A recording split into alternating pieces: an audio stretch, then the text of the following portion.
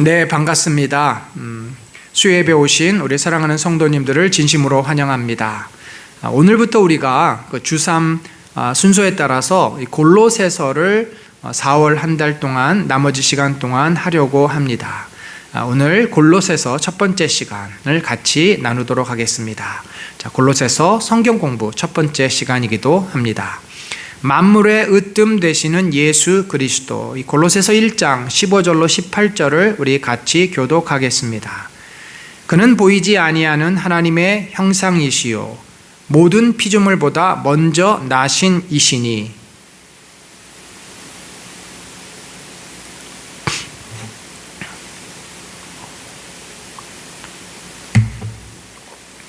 또한 그가 만물보다 먼저 계시고 만물이 그 안에서 함께 섰느니라. 그는 몸인 교회의 머리시라. 그가 근본이시요 죽은 자들 가운데서 먼저 나신 이시니 이는 친히 만물의 으뜸이 되려 하심이요. 아멘. 여러분, 이 골로새서 하면은 우리가 에베소서 또 빌립보서와 함께 바울이 로마의 감옥에 갇혀 있을 때 완전한 감옥이라기보다는 가택연금 같은 그런 상황입니다. 그래서 그가 그 안에서 자유롭게 서신을 쓸 수 있었던 그러한 그 감옥에서 쓴 편지 중에 하나, 그래서 옥중서신이다라고 이야기합니다. 특별히 이 골로새서는 에베소서와 짝을 이루어서 에베소서에서 이미 바울이 에베소 교회를 향해서 말씀하셨던 내용들을 상당히 많이 골로새서에도 그대로 적고 있습니다. 왜냐하면 이 골로새나 에베소나 다 어디에 있습니까? 아시아, 곧 지금의 터키 지역에 있습니다. 에베소는 터키의 이제 서쪽 끝자락에 있는 그런 항구 도시 가까운 곳에 있었고, 이 골로새서는 좀 더 내륙으로 들어가서 동남부 쪽, 내륙 동남부 쪽에 있는 그 지역입니다.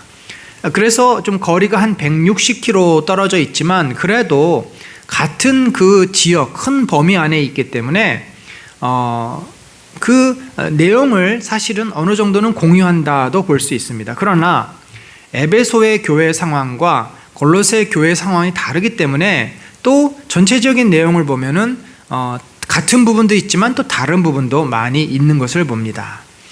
이 에베소서는 그 무엇을 강조하는가? 바로 에베소서는 교회론을 강조합니다. 교회가 어떤 것인가? 교회가 어떻게 생겼고 교회가 어떠해야 하는지를, 그래서 그리스도를 중심으로 우리가 새롭게 부르심을 받았고, 창세전부터 우리가 이제 택함을 받아가지고 그리스도 안에서 복을 누리고 그리스도의 은혜로 우리가 구원을 받았고, 그리스도와 함께 죽고 그리스도와 함께 부활해서 그리스도와 함께 한 몸을 이룬 것이 바로 교회인 거죠. 그래서 그게 1장부터 4장까지가 돼. 그렇기 때문에 너희가 옛사람을 벗어버리고 새 사람을 입고 이제 새로운 소사이어티, 새로운 공동체, 그 관계가 부모와 자식 간의, 부부 사이에, 상전과 종 사이에 새로운 관계 설정을 통해서 진정으로 세상과는 다른 그러한 새로운 공동체를 이루도록 권면하고 있는 것이고, 마지막 부분에는 이 모든 것이 사람의 노력으로 되는 것이 아니라 기도가 뒷받침되는 영적 전투이기 때문에 믿음의 전신갑주를 입고 기도를 통해서 영적인 싸움을 싸울 것을 바울이 권면하는 그런 내용의 에베소입니다. 반면에 이 골로새서는 훨씬 더 좀 몇 가지의 주제에 이렇게 초점이 맞춰져 있습니다. 아마도 이 골로새서는 당시의 골로새와 그 옆에 도시 라오디게아, 그 다음에 히에라폴리스, 이 세 도시가 다 인근 도시인데 그 지역에서 일종의 있었던 문제들, 바로 기독론에 대한 문제들, 예수 그리스도의 주되심, 예수 그리스도의 신성을 거부하고 또 부인하고 교묘하게 깎아내리면서 다른 이단 사설을 가르쳤던 그런 거짓 가르침들이 교회 안에 슬며시 들어왔기 때문에 그러한 어떤 문제들을 바울이 엄히 이제 경고하고 예수 그리스도가 어떤 분인지를 매우 강조하는, 그리스도의 주되심, 그리스도의 신성을 강조하는 내용이 이 골로새서의 매우 중요한 주제입니다. 그리고 잘못된 가르침에 대해서 바울이 경계하는 그런 그래서 골로새서는 에베소서보다는 훨씬 더 어떤 교회적인 문제에 대한 바울의 답이다. 이제 그러면서도 성도로서 어떻게 살아야 할지에 대한 부분은 에베소 교회에 말했던 말씀과 많이 공유를 하고 있는 그런 부분을 봅니다. 자, 그럼 우리가 이제 이런 개략적인 어떤 그림을 가지고 실제 내용을 함께 보도록 하겠습니다. 이 골로새서의 저자는 공동서신, 옥중서신의 저자와 동일하죠. 그래서 에베소서, 빌립보서, 골로새서가 다 동일하게 바울이 기록한 것으로 우리가 압니다. 오늘 본문에도 보면은 1장에 보면은 1장 1절에 바울과 디모데가 문안 인사한다. 쓰는 건 바울이 했고, 물론 디모데가 옆에서 이렇게 대피를 할 수는 있습니다만 내용 자체는 바울이 쓴 것이다. 그러면 누가 이 편지를 받았는가? 수신자는요, 1장 2절에 보면은 골로새에 있는 성도들 곧 그리스도 안에서 신실한 형제들에게 편지한다. 그래서 1차 대상은 골로새 교인들입니다. 그런데 이 교회 특성상 골로새만 있는 게 아니라 그 인근 지역에, 멀지 않은 지역에 라오디게아 교회도 있고요, 히에라볼리아라고 하는 그런 지역에도 교회가 있었습니다. 그래서 이 세 지역에 있는 전체 성도들이 결국은 이 편지를 회람하면서 보게 되었을 것으로 그렇게 생각을 합니다. 1차 대상은 골로새 성도들이지만 라오디게아, 또 히에라볼리아에 있는 성도들도 이 편지를 돌려가면서 읽었을 것이다. 그래서 이 지역, 세 도시가 있는 지역을 부르기아 지역이라고 합니다. 지도를 잠깐 볼까요? 여러분 보면은 거기 중간쯤에 히에라폴리스라고 하는 지역, 그리고 그 밑에 바로 골로새가 있죠. 그리고 왼편에 그 가운데 작은 점이 바로 지금 써 있지는 않은데 그게 라오디게아입니다. 그러니까 이 부르기아 지역이 가운데쯤에 있다면 그 바로 아래로 히에라폴리스, 골로새, 그 옆에 라오디게아, 이렇게 세 도시들이 쪼르륵 있는 거죠. 그래서 이 도시들을 향해서 바울이 이제 염두를 해두고 골로새에 편지를 보냈다. 우리가 이렇게 보면 되겠습니다. 그 다음에 언제 썼는가? 감옥에서 썼다 그랬죠. 로마 AD 60년에서 62년경 로마에 이제 1차 투옥을 당한 것으로 본다면 그때 바울이 이 로마 감옥에서 이 편지를 썼을 것으로 생각을 합니다. 4장 3절에 보면 내가 매임을 당했다. 이 표현이 뭐냐면은 이제 가택 연금 상태다라는 말이죠. 자, 그러면 이 골로새 교회가 어떤 문제가 있었고 그 문제에 대한 어떤 대답을 하는지를 잠깐 보면 이 골로새 교회가 직면한 가장 큰 문제는 뭐냐면 거짓된 가르침들이 많았습니다. 아주 이 교묘한 말로 사람들을 속이려고 하는 자들이 있었고요. 또 그 당시에 유행했던 철학, 이 스토아 철학이라고 하죠. 스토아 철학과 헛된 속임수로 바울이 전했던 복음을 왜곡하고 복음이 아닌 것을 교묘하게 복음으로 그렇게 이제 전하려고 하는 그런 또 시도들이 있었습니다. 또 꾸며낸 겸손과 천사 숭배, 이 천사를 또 숭배하는 또 그러한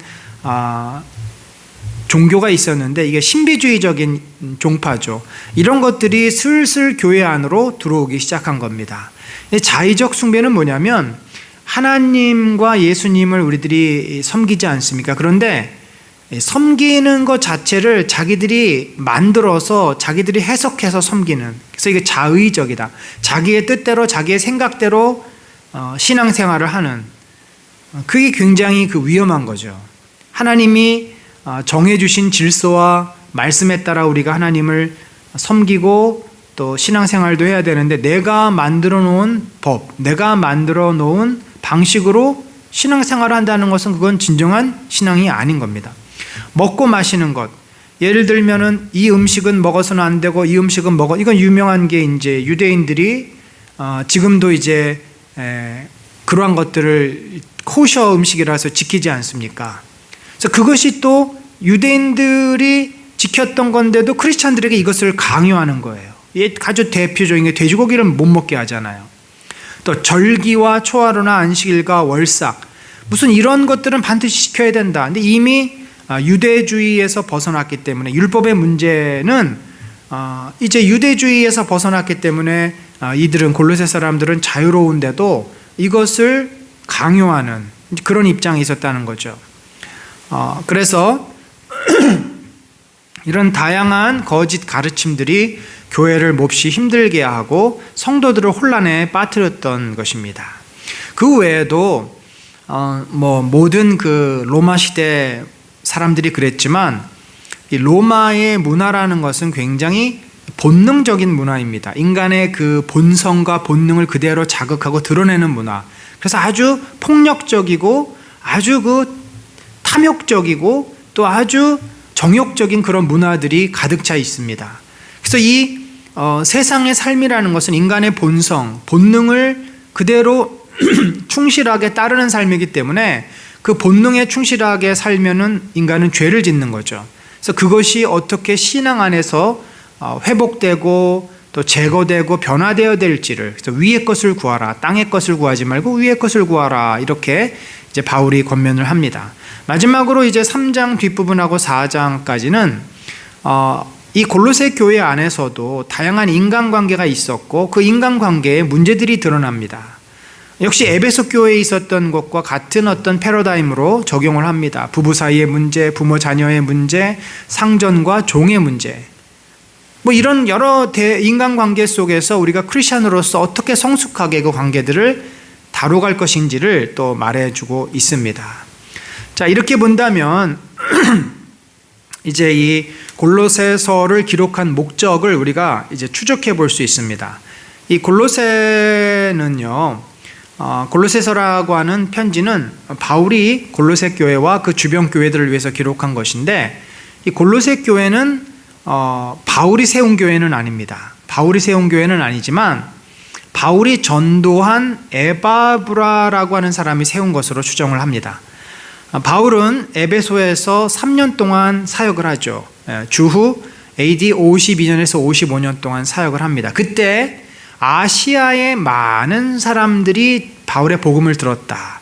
그러니까 왜냐하면 에베소라고 하는 도시가 그때 아데미 여신전이 있었고 굉장히 발달한 도시였어요. 그 지역에서 제일 큰 도시였습니다. 그래서 사람들이 다 이 에베소를 방문합니다. 에베소에 여러 가지 목적으로 장사를 하기 위해서도 오고 어떤 일을 처리하기 위해서도 오고, 그러다 보니까 왔을 때 바울의 두란노 서원에서 강론을 소문 듣고 거기 가서 듣다가 예수를 믿는 그런 사람 중에 한 사람이 바로 에바브라다. 그래서 에바브라는 거기서 있다가 복음을 듣고 자기의 고향 골로새로 갑니다. 그래서 아마도 이 에바브라가 골로새 교회를 세우는 씨앗과도 같은 역할을 했을 것으로 압니다.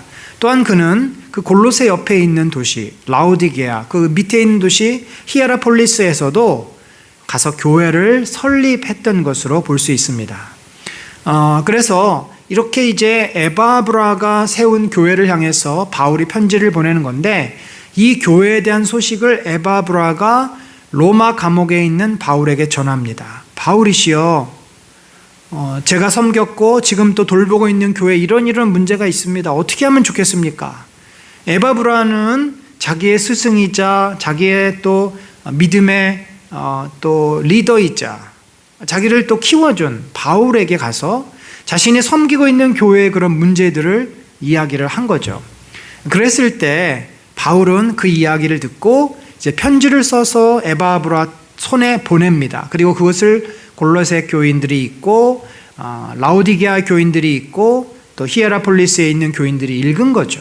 그러면서 그 교회의 문제들을 이제 해결해 나가는 그런 어떤 배경 하에 이 책이 기록되었다. 그래서 바울은 거짓 교훈의 위험에 직면한 교회를 바로 세우고 또 성숙한 성도로 자라가기 위해서 이 편지를 통해 권면을 하고 있는 것입니다.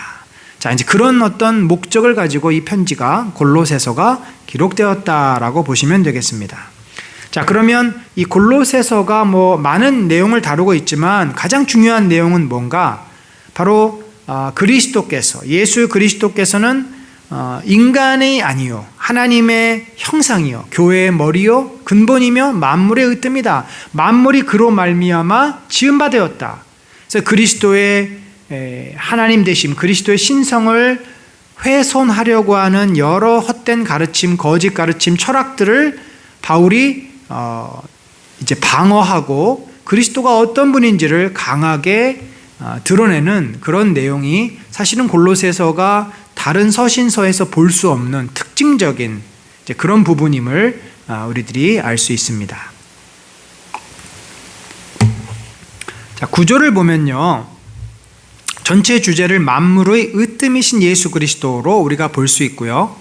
전반부와 후반부로 나누면 전반부는 만물의 으뜸 되신 예수 그리스도께서 골로새 교인들을 위해서 무엇을 하셨나, 그래서 그들을 위해서 하신 일, 특별히 그 일은 바울이 했겠죠. 바울이 그들에게 복음을 전했고 그들이 예수를 믿었고, 이런 어떤 그리스도의 행하심에 대해서, 그리스도가 그들을 위해서 하신 일에 대해서 설명을 하고 있다면 3장하고 4장은 뭐예요? 이제 그들이 예수 그리스도 안에서 해야 될 일, 앞부분은 그리스도가 그들을 위해서 하신 은혜, 구원의 역사를 설명했다면 뒷부분은 이제 은혜를 받고 구원받은 그들이 그리스도 안에서 해야 될 삶, 충만한 삶에 대해서 이야기하는데, 이제 위의 것을 찾고 성도로서 살아가야 함을 그렇게 이제 뒷부분은 이야기를 하고 있습니다. 자, 그러면 오늘 우리가 그 2장 초입까지 한번 1장 중심으로 함께 살펴보도록 합시다. 자, 1장 1절 2절은 인사말이죠. 바울은 대부분 서신서에서 이렇게 1, 2절에는 인사말로 시작을 합니다. 그 인사말이 이렇게 돼 있죠.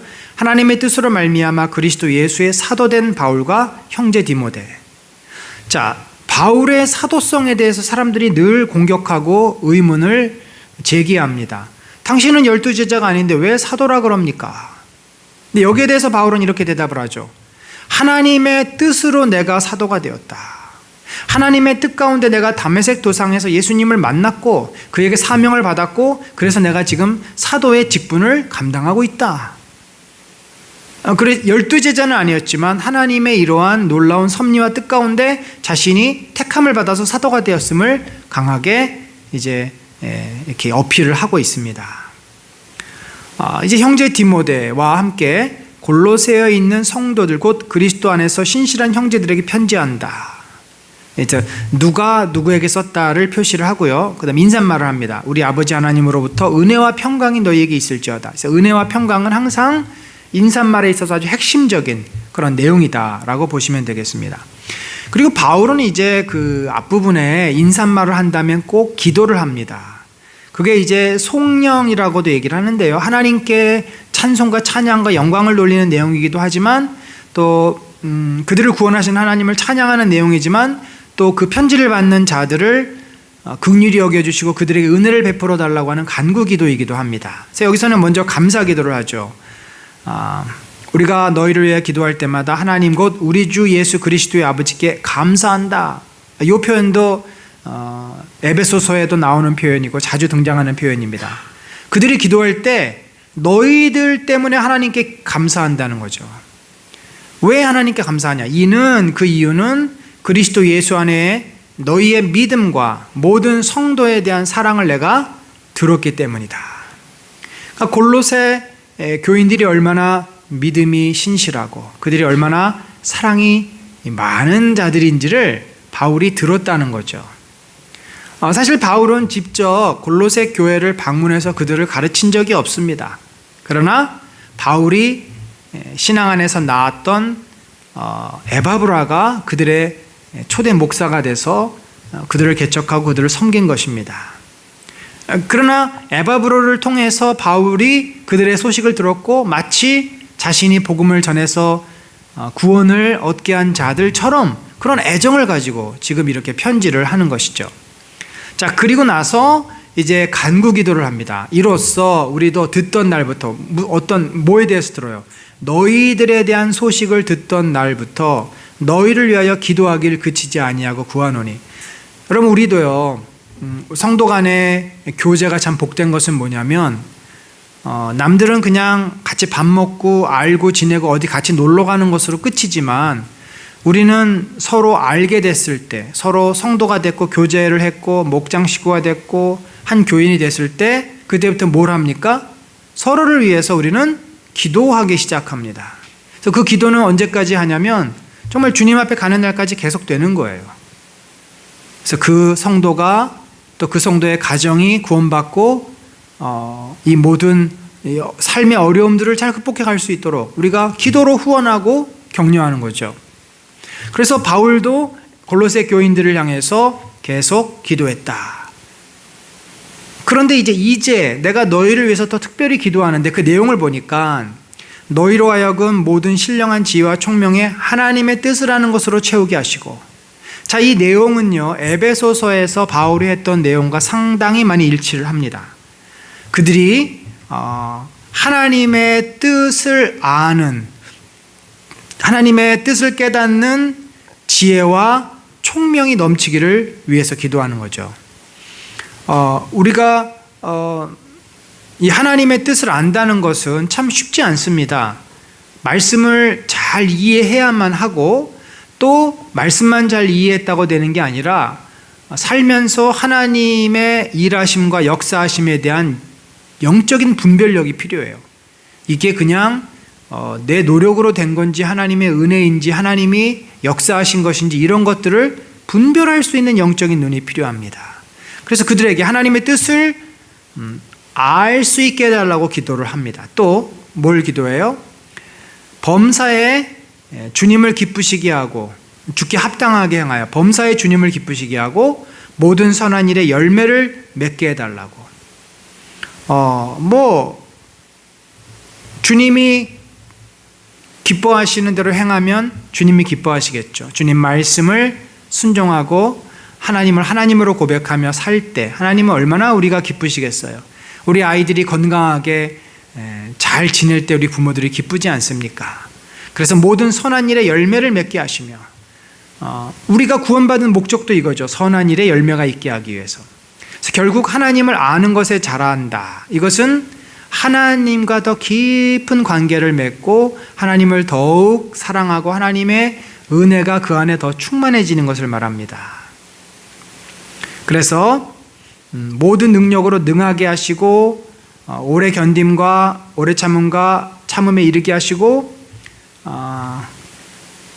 우리로 하여금 성도의 기업의 부분을 주신 아버지께 감사하게 되기를 원한다. 그래서 골로새 교인들을 위한 바울의 기도 내용이 이제 9절로부터 12절까지 이렇게 쭉 나와 있습니다. 그리고 나서 어떻게 보면 1절부터 12절까지는 좀 인사말에 해당이 된다고 볼 수 있어요. 그래서 이거는 바울이 편지를 받는 그 대상을 향해서 가졌던 마음, 그의 기도의 어떤 내용들, 이런 것들을 간략하게 설명을 합니다. 그리고 나서 13절부터가 사실은 본론입니다. 에베소서는 이렇게 그리스도의 영광, 그리스도의 주되심에 대해서 강조하지 않아요. 빌립보서에도 이렇게 많이 강조하지 않습니다. 유일하게 골로새서만 가장 많이 그리스도의 왕되심, 주되심, 하나님 되심, 그분의 주권에 대해서 강하게 강조하는 것을 봅니다. 그것은 그만큼 그 교회가 그리스도를 주인으로, 주님으로 고백하는 걸 힘들어했고, 여기에 대한 거짓 가르침이 그 예수는 그냥 인간에 불과해, 하나님의 아들이 아니야 라고 폄하하고 왜곡시키는 그런 가르침이 있었기 때문인 것이죠. 자, 그래서 여기 보면은 만물의 으뜸 되시는 그리스도를 어떻게 표현하냐면 첫 번째로 우리를 구원하신 하나님과 예수님이에요. 그가 우리를 흑암의 권세에서 건져내서, 여기서 그는요 하나님이십니다. 하나님이 우리를 구원하신 거죠. 그가 우리를 흑암의 권세에서 건져내사 그의 사랑의 아들의 나라로 옮기셨으니, 아들의 나라는 하나님의 나라, 곧 교회를 말합니다. 그 아들 안에서 우리가 속량 곧 죄사함을 얻었도다. 그래서 하나님께서 우리를 부르셨고 예수 그리스도의 십자가로 말미암아 우리가 죄사함, 속량을 얻었다. 이게 이제 첫 번 내용이고요. 두 번째는 그 우리를 구원하신 주님이 우리 만물의 근원이다. 15절에 보니까 그는 보이지 아니하시는 하나님의 형상이요, 하나님의 형상, 모든 피조물보다 먼저 나셨다. 자, 이건 다 우리 요한도 하는 얘기 아닙니까? 모든 만물보다 먼저 계신 분이다. 또 만물이 그에게서 창조되되, 역시 요한도 그가 없이 하나도 된 것이 없다. 하늘과 땅에 보이는 것들과 보이지 않는 것들과 혹은 왕권들이나 주권들이나 통치자들이나 권세들이나 만물이 다 그로 말미암고 그를 위하여 창조되었다. 자, 여기 재미난 내용은 뭐냐면 왕권들, 주권자들, 통치자들 누구예요? 그 당시에 황제, 또 총독, 또 로마의 장군들, 분봉왕들, 여러 그 지도자들, 여러 그 권력을 가지고 백성을 억압하고 다스리는 자들조차 하나님께서 허락하시고 하나님께서 다스리는 자들이라는 겁니다. 그래서 그들이 하나님의 허락 없이는, 그들이 하나님의 통치함 없이는 스스로 존재할 수 없다. 그래서 그들이 권력을 잡고 권세를 잡은 궁극적인 이유는 자신의 영광을 위해서가 아니라 다 하나님의 영광을 위하여서 창조가 된 것이다. 세상의 권력조차 하나님께서 창조하신 이 질서를 유지하고 악한 자들을 벌하고 선한 자들을 칭찬하기 위해서, 이 질서를 유지하기 위해서 하나님께서 세우신 것인데, 그 뜻을 깨닫고 권력을 바르게 사용하는 자는 칭찬을 받고, 그 뜻을 어기고 백성들을 괴롭히고 억압하는 자는 결국 그 자신의 죄에 대해서 대가를 지불하게 됩니다. 그가 만물보다 먼저 계시고, 앞에 나와 있던 거죠. 먼저 나셨다. 만물이 그 안에 함께 섰느니라. 그는 몸인 교회의 머리시라. 이제 교회로 넘어와요. 만물이 그로부터 났고 그가 없이는 된 것이 없다. 만물의 창조주라고 얘기를 했다. 이제 교회론으로 넘어와서 그는 교회의 몸인 교회의 머리다. 이건 이제 에베소서에 잘 설명되어 있죠. 그가 근본이시요, 교회를 만드신 분이요, 교회의 실질적인 주인이시요, 교회를 통치하시는 분이다. 머리다. 그래서 이는 죽은 자들 가운데서 먼저 나신 이시니 이는 친히 만물의 으뜸이 되려 하심이요. 자, 요게 빌립보서에 보면은 하나님 보좌 우편에 있던 자가 인간의 형상을 입고 이 땅에 와서 십자가에 죽기까지 복종했던, 그러나 그를 하나님이 높이 들어올리사 하나님의 보좌 우편에 다시 앉히시는 이 비하와 또 승기의 그 내용을 빌립보서 2장에서 말하고 있는데, 그 내용과 같은 거죠. 죽은 자들 가운데 먼저 나신 이시니 이는 친히 만물의 으뜸이 되려 하심. 십자가의 죽음을 그가 경험했지만 그를 들어서 만물의 으뜸, 통치자로 세우셨다는 겁니다. 하나님이. 자, 그래서 이분이 이렇게 이제 온 만물의 창조주요 통치자일 뿐만 아니라 또 교회의 머리가 되시고, 그래서 그분이 또 하신 일이 뭐냐면은, 자, 이것도 에베소서에 굉장히 자세하게 나와 있는 내용입니다.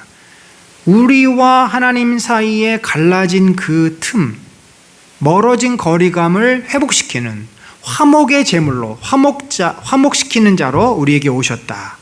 그래서 하나님과의 관계를 회복하게 하는, 그의 십자가의 피로 화평을 이루사, 누가 누구와 화평이 된 거예요? 우리와 하나님의 원래 원수 관계였고, 하나님은 우리를 진멸하셔야 됐지만 그것이 그리스도의 십자가의 피로 무효화돼서 다시 하나님과 우리가 서로 사랑하는 관계, 원수 관계에서 사랑하는 관계로 전환이 된 거죠. 만물 곧 땅에 있는 것이나 하늘에 있는 것들이 그로 말미암아 자기와 화목하게 되시기를 기뻐하심이라. 화목하게 된다는 것은 깨진 관계가 회복된다는 것을 말해요.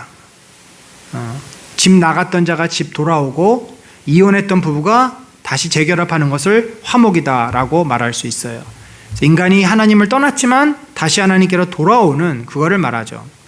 전에 악한 행실로 멀리 떠나 마음으로 원수가 되었던 너희를 이제는, 이제는, 이것도 에베소서에 나오는 말씀입니다. 그의 육체의 죽음으로 말미암아 화목하게 하사 너희를 거룩하고 흠없고 책망할 것이 없는 자로 그 앞에 세우고자 하셨다.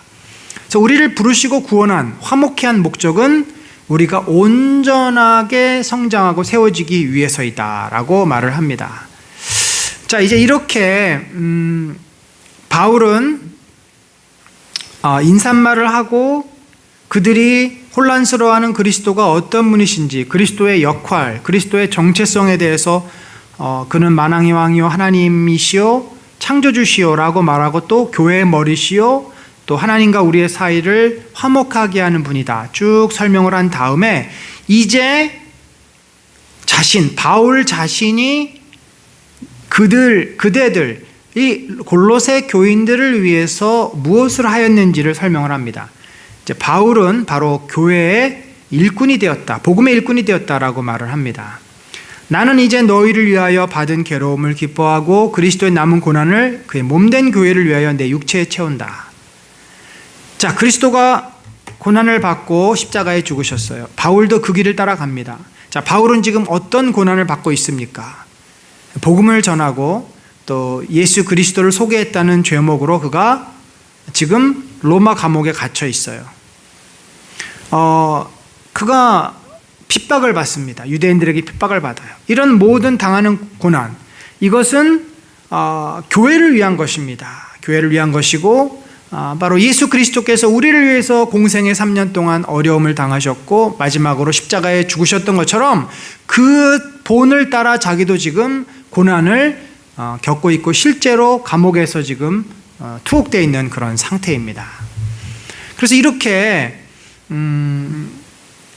내가 교회의 일꾼, 사도죠. 일꾼은 사도된 것은 하나님이 너희를 위하여 내게 주신 직분을 따라 하나님의 말씀을 이루려 합니다. 하나님의 말씀이 뭐예요? 내가 너를 이방의 전도자로 세울 것이다. 너로 말미암아 이방에게 복음을 전할 것이다 라고 하는 하나님의 그 명령, 사명을 이루기 위해서 자기가 이렇게 고난이 많고 핍박이 있고 어렵지만 꿋꿋하게 굴하지 않고 이 사명을 감당하고 있다라고 지금 말을 하고 있습니다.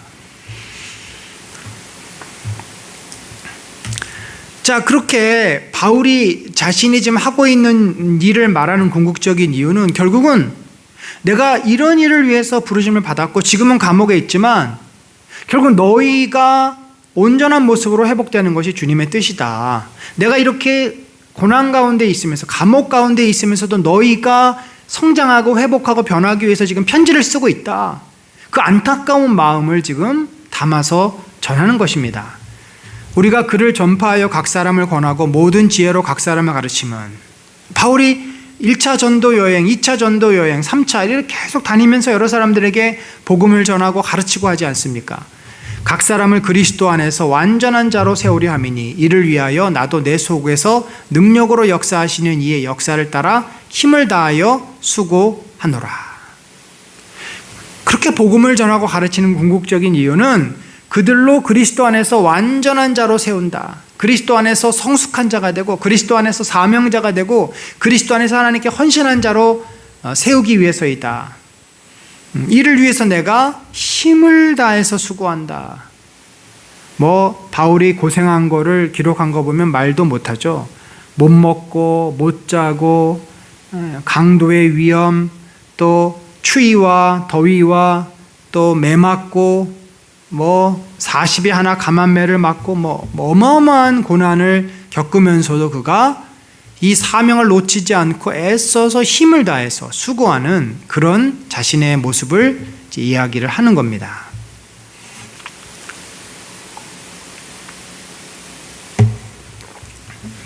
그래서 이제 1장은 골로새 교인들에 대한 이야기를 하다가 갑자기 2장에 넘어와서는 라오디게아 교인들에 대한 언급을 해요. 자, 2장에 보면은 내가 너희와 라오디게아에 있는 자들과 무릇 내 육신의 얼굴을 보지 못한 자들을 위하여 얼마나 힘쓰는지 너희가 알기를 원하노라. 좀 더 구체화된 거죠. 아까 29절인가요? 마지막 절에는 내가 복음을 듣는 자들이 그리스도의 온전한 모습으로 세워지도록 정말 힘써서 수고한다 그런 표현을 했고 이제 좀 더 그 일반론에서 구체화돼서 골로새 교인들하고 라오디게아 교인들, 그들을 위해서 바울이 얼굴을 몰라요. 왜냐하면 에바브라가 전도를 했기 때문에 내가 직접 전한 자가 아니에요. 그러나 내가 얼굴은 모르지만 그리스도 안에서 한 형제요 자매된 너희들을 위해서 내가 얼마나 힘쓰는지 너희가 알기를 원한다. 내가 얼마나 너희를 위해서 기도하고 너희에게 관심을 갖고 너희 문제를 해결하기 위해서 편지를 쓰고 이렇게 노력하는 내 마음을 좀 알아줬으면 좋겠다.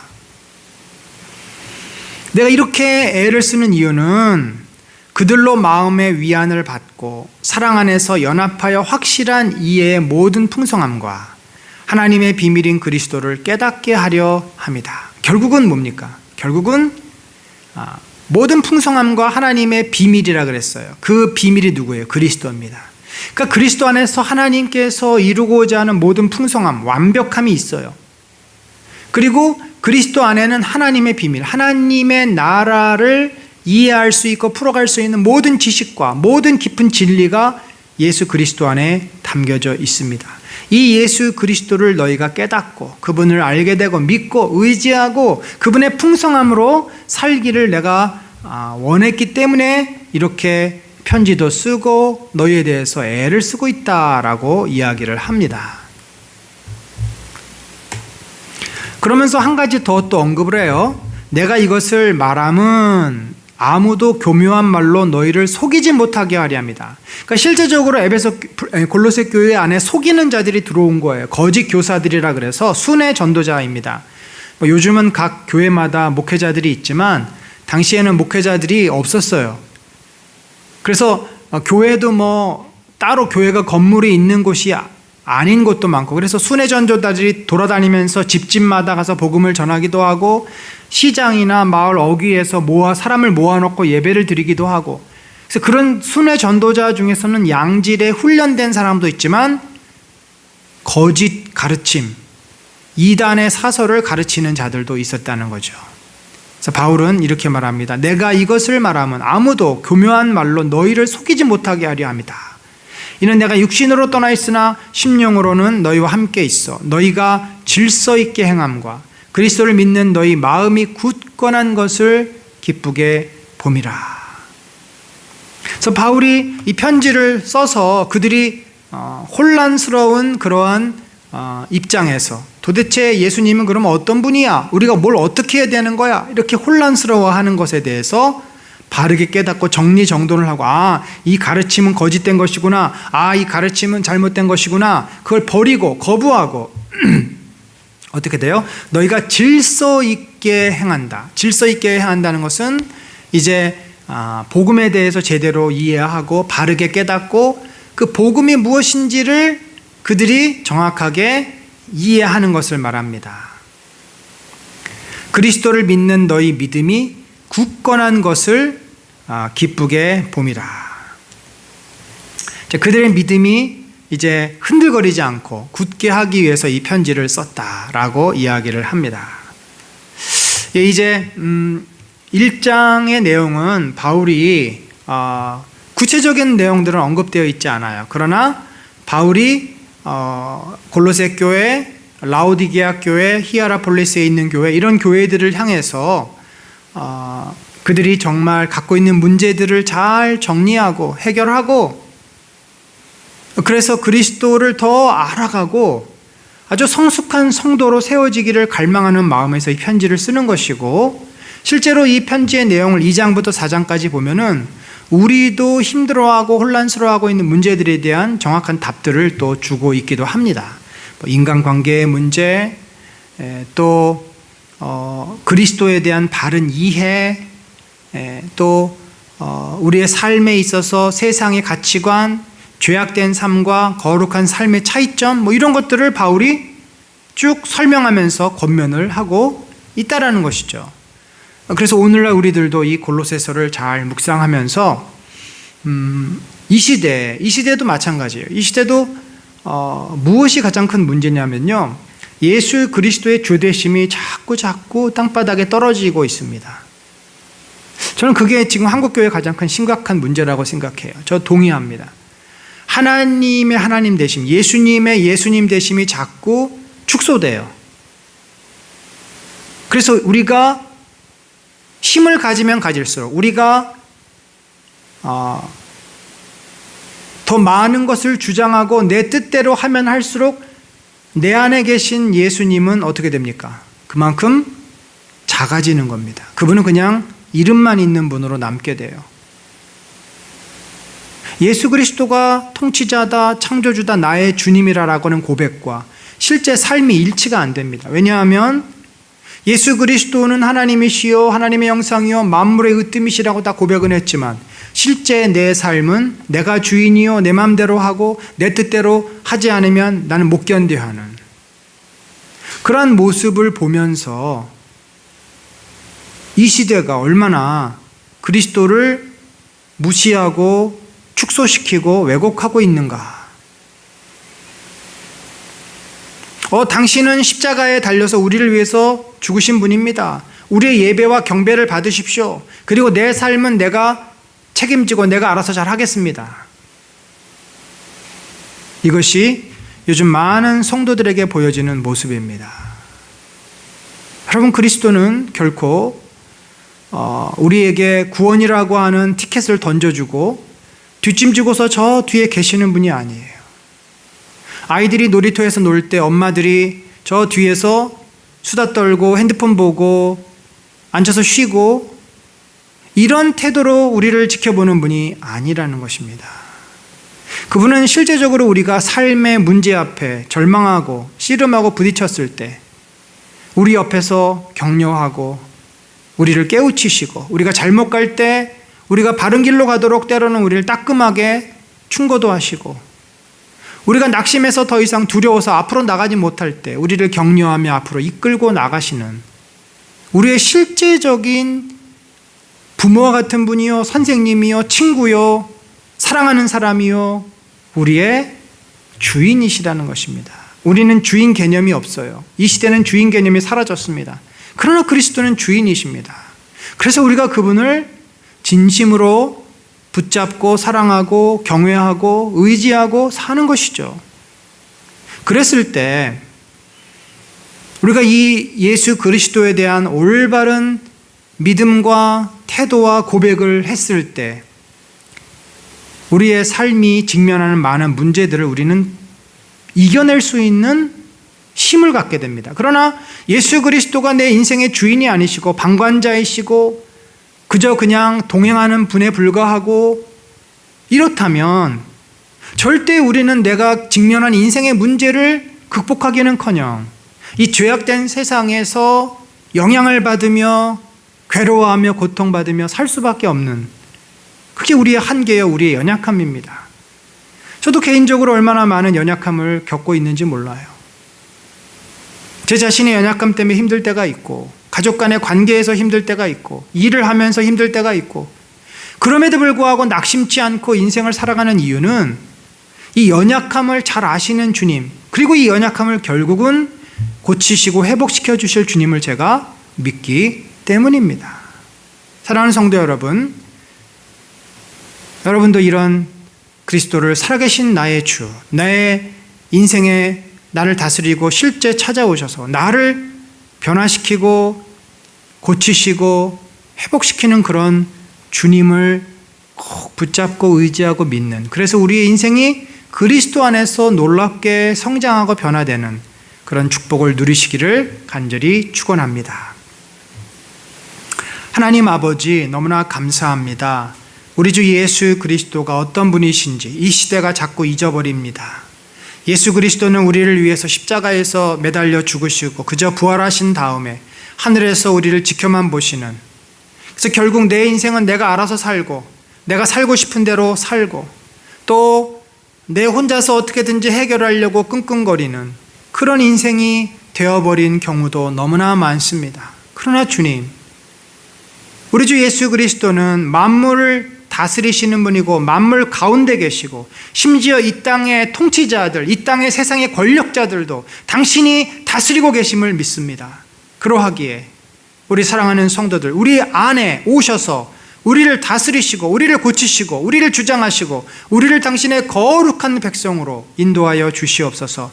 우리가 그러기에 주님을 더욱 의지하고 믿고 바라보는 믿음을 주시고 주님 앞에 서서 나를 내어 맡길 수 있는 용기와 결단력과 또 힘도 더하여 주시옵소서. 은혜 가운데 저희들을 인도하심을 감사하오며 이 모든 말씀 우리 구주 예수 그리스도의 이름으로 기도합니다. 아멘. 지금은 우리 구주 예수 그리스도의 놀라우신 은혜와 하나님 아버지의 무한하신 사랑과 성령님의 감화 감동 교통하심이 참으로 예수 그리스도께서 만왕의 왕이시여 우리의 진정한 통치자시여 우리를 사랑하시고 우리 가운데 찾아오셔서 우리를 다스리시는 분이심을 고백하며 주님을 의지해서 내 인생에 직면한 모든 문제들을 풀어가고 주의 뜻 안에서 내가 더 성숙해지며 거룩해지기를 소망하는 심령 위에 지금부터 영원까지 함께 하실지어다. 아멘.